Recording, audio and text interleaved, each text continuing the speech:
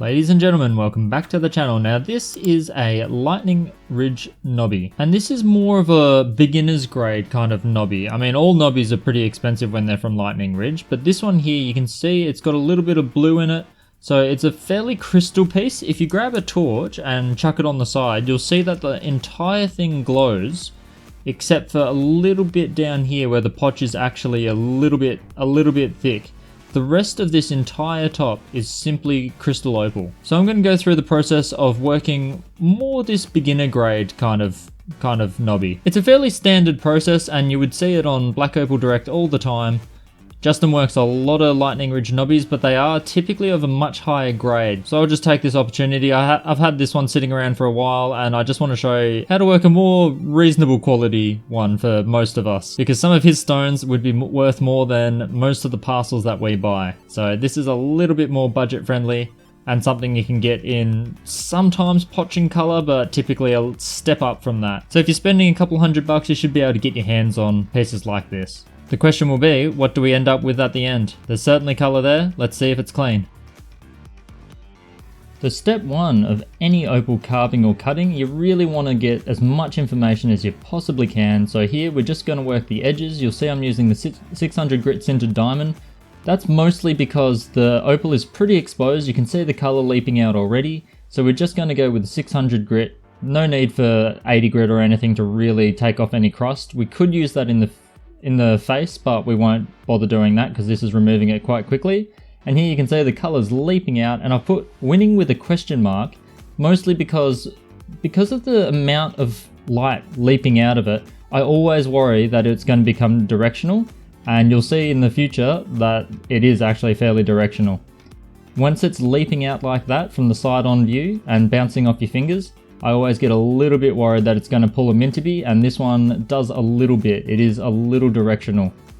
A bit of a downer, but you'll see here, we'll just keep working on the edges. You want to work all the way around the stone until you hit that color bar. It's a very good way to see where the color sits. Not all knobbies color all the way around. This one pretty much is, just pretty directionally. So even working all the way around, I'm only just skimming until we get to the color, and then we're just pulling up and having a quick look at it here. So a nice little rotation, and you can see the color is definitely exposed. And I'm looking at the face and just kind of, now you want to plan the shape of the opal, and here I am seeing that it is pretty much a teardrop already. So we're going to shape it up into a teardrop, and we're going to take down the face. I typically take down the face before I shape the outer edge because you don't know the quality of the face, and you might be trimming it back a little bit. So we're just going to go through, take off all of this crust. It's a fair bit of crust. Here I definitely could have dropped down in grits away from the 600 grit. Maybe a 200-ish, the 240 grit might be okay. Maybe 120. I wouldn't go so far as to go the 80 just in case it chips the face, especially around some of the edges. It's not the thickest bar in the world, so we don't want to remove too much, but you can see here there is a lot of crust and there's not much opal coming through. So we're going to speed our way through it. You can see I'm just working out all of the sand spots, all of the potchy spots, and we're just going to wait till we hit the full color bar. There's no point keeping any sand spots, so we're going to work them all the way out. You'll see here the one that I'm working on doesn't actually fully work out because it turns into a little bit of a finger of sand that goes through the stone, which is a bit unfortunate. The best thing to do there is just to bring in that edge and cut it off completely, but for reasons you'll soon see, I don't end up doing that. We're just going to work the whole stone, and you've just got to be careful. With directional stones like this, you can see that the color, you've actually hit it, but if you hold it front on, you won't actually see the color and you might think you're still digging for it. So make sure that you don't just have a directional stone. You can see now I've gotten through the crust, we're in the crystal, and you can see the potch on the back because it's so crystal clear. You can see all of that backing potch. So you do want to be pretty careful. I'm slowing down here, giving it a dunk, having a good look at it, and seeing, yeah, we're deep into the opal now and it's just really directional. So there, I'm switching over to the Brady bunch. So the 280 grit Nova, the 600, 1200, and the 3000 Rose. And in the center there, you can see I am hitting it with cerium oxide this time because it's fully opal. there's no need to go with an aluminium oxide. We'll just hit it with the cerium oxide and we should get a nice shiny stone with a few problems, as you'll soon see. But just take your time. Lightning Ridge polishes fast. You'll get through it in no time. Well, there we are at the end of another one, but this one has some problems. Now you can see here at this angle, it's so bright that it bounces off and glows your fingers up purple. But if I get it right like this so that you can just see the face, it is incredibly directional. From the bottom, no good. From the sides, starts flashing, but mostly from this top angle here.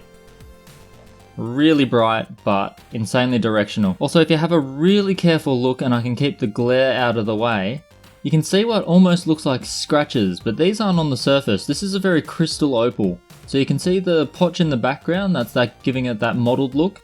But these little needles, they're little needles of potch and sand. You can see over here, that's one of them kind of cutting across diagonal, so it's not just one little pin. But over here you can see there's one little dot. That just is the start of one of those needles. And there's heaps of them in here. I'll try to zoom in as best as I can without it getting blurry on the video so you can have a good look, but you should be able to see heaps of them from here. It's a little bit sad. That's what happens sometimes with the crystal knobbies. This one could be a good candidate for a doublet, but because those needles are deep in that crystal layer, even if I do doublet it, it's still, one, going to be directional. Two, it's still going to have all those little needles in it. So really, it's just an interesting little specimen piece more than anything. I do love, if you watch this light, how easy it is to polish Lightning Ridge Crystal Opal. It does take a polish really quickly, like 5 minutes per stage, less than that, and you can get a really nice piece. And yeah, it's basically a fairly standard teardrop shape.